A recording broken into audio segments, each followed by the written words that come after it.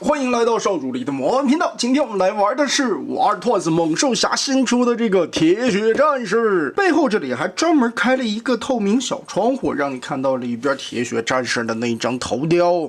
哦，這個塗裝做的還是很細緻的。這次的特點是一個武器的收納支架，纸品3件套，說明書、宣傳冊子，還有收藏卡。實物展示就是现在的樣子了。这个架子可以直接插在匣子的頂端，前後都有不少的收納空間。當然，我們看到上面還有很多的收納孔位啊，因為有一些裝備它是直接一體變形出來的。透明的匣體，我們直接來開匣。又是把人形團成這樣方方的樣子，正面這裡是一個整個胸部的造型，環環相扣的鎖定啊，這個匣子密合的狀態還是比較結實的。變形第一步，看腿部這裡，腳丫子兩側有2個扣子，我們把它拆開，90度立起來，接着在小腿的根部和小臂上邊這裡結合的有一個扣點，把這裡打開，腿部90度翻折下來。然後順着膝蓋上方的轉軸擰個180度，再把腳尖轉正。小腿肚子後面這裡有一塊小零件，撥一下，把它頂起來，把小腿頂得圓潤一些。接着前裙甲的尖兒根部這裡有一個插扣，後裙甲這裡也有插扣，把這裡全部打開。側面的2個小肩炮，我們把它拉起來，稍微的往開扭一扭，騰出更多的空間。背包這裡拉開一點點，拆一下這個小零件。反着扣在這個洞裡邊，然後就可以90度順着球形關節擰起來，這邊也是拉起來以後，把這一塊的根部整個的旋轉90度，先放成這個樣子，兩邊順着根部的這一片再立起來。下面是手肘和大腿上邊連接的一個插扣，把這裡掰鬆，然後手臂整個的打出來。在腰內側這裡還插着一個扣子，固定胳膊的。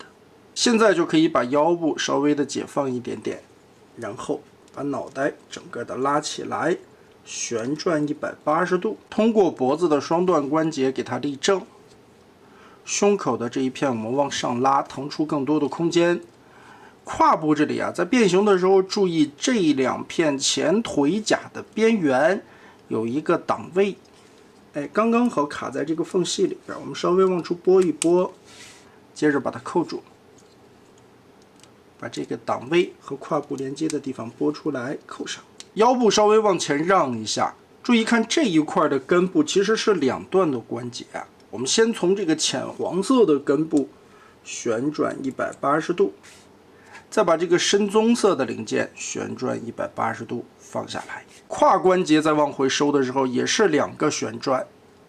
我們先把這一側帶有倒角的這個口轉過來，接着再把外側這裡旋轉下來，腿部就放直了。注意它這個邊緣的地方，這一塊是一個直角，再有圓角倒角的地方衝下往下折疊，外邊這一圈再往下旋轉。這一款的變形設計上邊有很多雙段旋轉的軸，側面這裡的扣子結合，把腰帶的這一塊，另外一面的收納位置上邊撥下來，插到前裙甲上邊的造型，擺好。前裙甲的根部又是一個雙段旋轉的軸，我們先從根部這裡把黃色的零件轉過來。在根部這個地方其實是有定位點的，卡過去放正，擰好，再把前裙甲這一塊棕色的旋轉180度放下來，等於是往上提了一下襠。胳膊的肩膀雙段的關節歸位，再把胸口的這一塊裝甲通過裡邊的多段關節往內收納，疊放好，插住。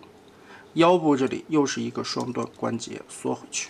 整個的變形過程其實還是比較簡單的，需要注意的也都是這些雙段旋轉軸的位置，該有的可動性都是不錯的。脖子是一個球形關節，頭上的髒辮都是軟膠的材質啊，摸起來的手感非常不錯。鐵血戰士標誌性的戰鬥頭盔，這個質感做得很棒啊，包括頭頂上邊的這些細節的刻畫，還有側面看凸起的這些尖刺都有做出來。小肩炮根部这裡有多段的活动軸，這還是一個球形關節來回的旋轉。背後的背包造型，肩胛、胳膊的活動，關節都是比較豐富的。手腕、球形關節、下四指連在一起的可动手，同時这個肩膀根部也是一個球形關節，所以可以往前做蝴蝶肩的展示。需要做更大幅度的時候，可以把這個雙段關節拉出來，這樣就能舉得更高了。胸口底部的這些網格狀刻畫，還有整個的胸甲造型細節塗裝。這邊小臂上邊的臂爪，我們可以把它拔下來，替換成更長的這個造型。另外一條小臂打開這個蓋子，哎，裡邊的細節刻畫也是非常漂亮的，還有塗裝的分色。腰部360度旋轉，這裡邊聽聲音應該是一個賽鋼的關節啊。彎腰可以拉出來這個雙段關節以後，活動更大的幅度。裙甲撩起來就不影響前踢、後踢，因為這一塊也是一個變形需要的雙段關節，你還可以跟這樣去摆外擴。但是結構的限制，側抬只能做到大概45度左右。膝蓋這裡是雙段的關節，屈腿幅度能達到140度左右。變形需要大腿上面有一個左右旋轉，腿上的裝甲刻畫質感也不錯，記得把這一塊頂起來。腳踝這裡做了雙段關節，左右接地，前後活動。範圍也是很大的，腳尖這裡還有一個獨立上抬的軸，側面這裡可以把鞭子這個圈的造型放上去進行收納。另外還有一個展開的鞭子，也是軟膠的材質，拿在手裡邊，你小子叫施瓦辛格是吧？啊，肌肉，肌肉，肌肉！這個像扇子一樣的飛刀也是軟膠的材質，這樣捏在手心裡。戰矛做了一長一短兩根，有這個展開拉出的狀態。另一根不用的話，我們還可以插在後背。放到背包上，全副武裝的戰鬥形態。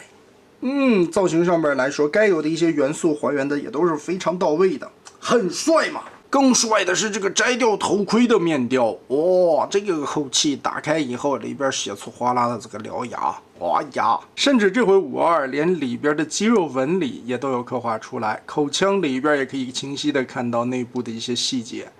這小眼神雖然做的是一個半 Q 版的形象，也是符合52 Twice 的這個統一畫風，但是該有的凶殘犀利的眼神也都是很好的拿捏住了。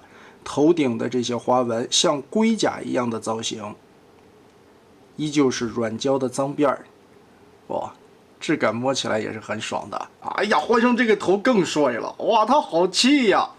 而且其實有一點細節做得很好啊，它是3顆牙。也是還原了電影裡邊的細節，這鐵血戰士這缺了一顆牙，斷面傷口的部位。